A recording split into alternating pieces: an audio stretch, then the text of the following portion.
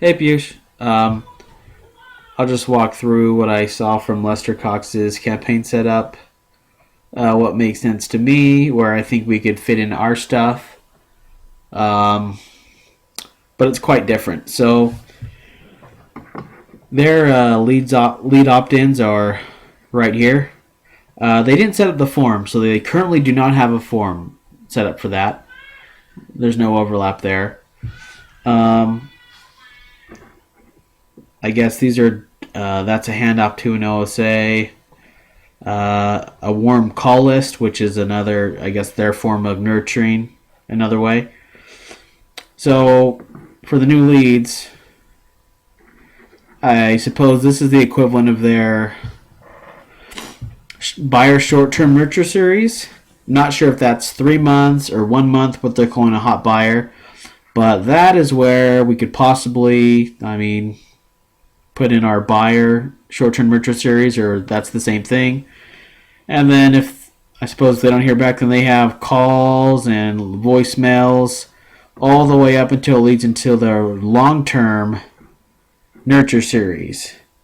And that's what really all this is. These are calls and voicemails, voice blasts, and then the end is the long-term nurture. So we have a tag for long-term nurture, but we don't actually have a sequence aside from the newsletters that the brokerage would send out. So, yeah, opt-in, buyer short-term nurture, long-term nurture, and then they have handoffs to OSAs here. And then I guess that's not a handoff to an OSA. So that's what I got there. They don't have any tags assigned to people. All these tags are associated with the actions of voicemails and calls. And that's that main sequence they have here. Their OSA sequence, I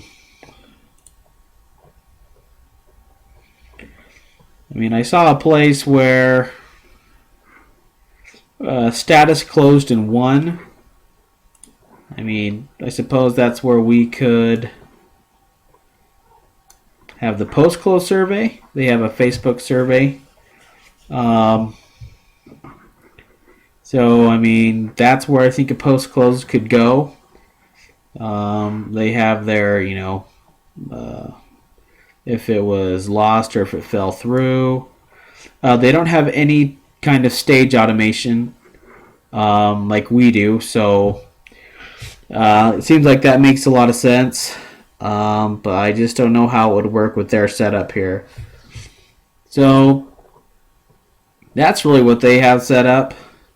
I don't know enough about the ISA OSA setup to know, I suppose, what the ISAs do from, the OSAs do from here.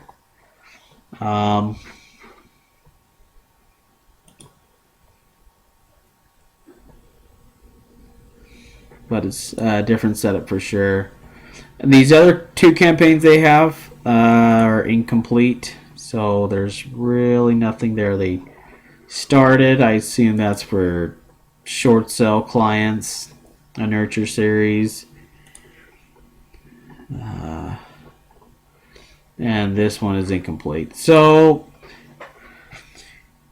it's really just these 2 that we would need to look at. Like I said,